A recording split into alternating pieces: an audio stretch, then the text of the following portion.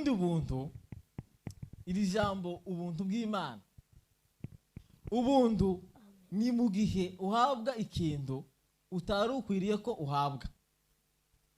Bishaka kuvuga ko kwimwa ikintu wari ushaka ko uhabwa, ugahabwa ikindi kintu utari ukwiriye ko uhabwa, n'iri jambo. Rero twebwe twari twarakoze ibyaha byinshi cyane, twarabo guhabwa igihano nicyo twari dukwiriye ko tuzahabwa. Imana itwima igihano, iduheza ikindi kintu tutari dukwiriye guhabwa, ari bwo buntu bwayo bw'imbabazi. Icyambere nicyo ngicyo narimvuze, uguhabwa ikintu utari ukwiriye ko uhabwa, ukimwa ikintu wari ukwiriye ko uhabwa. Natwe twari guhabwa ibihano ko biriya yabashana kubivuga.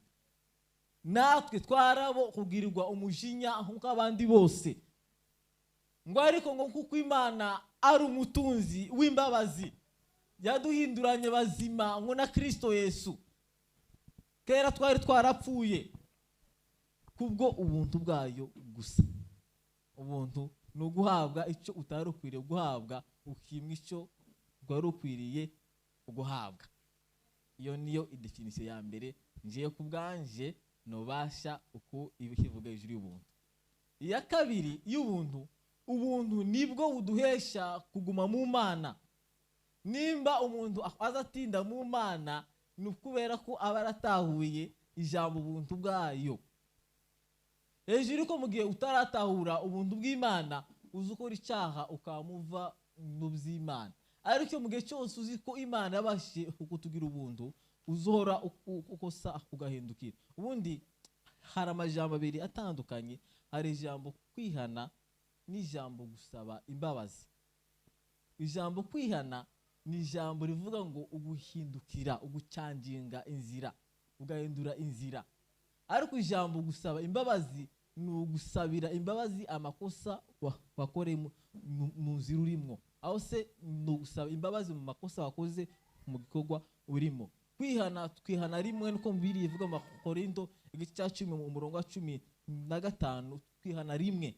Ariko gusaba imbabazi mu gihe cyose uri mu nzira, uhora usaba imbabazi buri umunsi wose.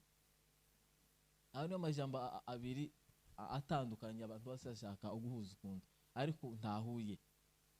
Kubw'ivyo ngivyo, iri jambo ubuntu ni ukubaho mu buzima. Ubuntu nibwo buduhesha kubaho mu buzima bw'Imana. Nimba umuntu azasenga, ni kubw'ubuntu bw'Imana gusa. Nimba umuntu azakora ibyo ari byose by'Imana, ni kubwo ubuntu bw'Imana gusa. Icya gatatu, ubuntu ni Kristo Yesu. Biriya itubwira muri Yohana ikavuga ati, Mose, ni Yohana igice cya mbere umurongo wa 17, Mose ngo yazanye amategeko, ngo ariko ubuntu bwazanwe ngo na Kristo. Kristo ni ubuntu. Rero mu gihe wakiriye Kristo, warabashije kwakira ubuntu bw'Imana.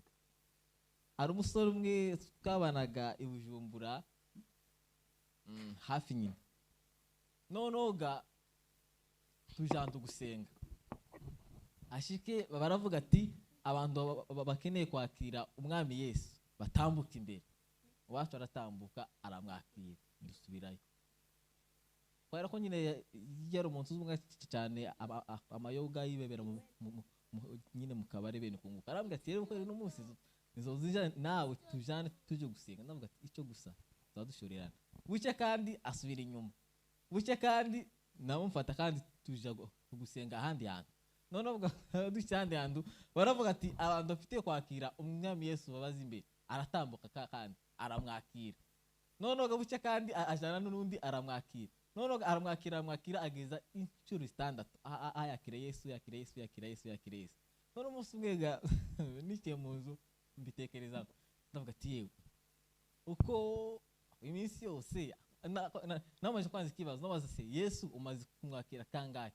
Araharura ati kwa Miburo naramwakiriye, kwa Tasajiri namwakiriye, kwa Joshua naramwakiriye, kwa bose namwakiriye. Araharura nyine ageza 6. Aravuga ati maze kumwakira 6. Nabase none si kuko uzumwakira iminsi yose.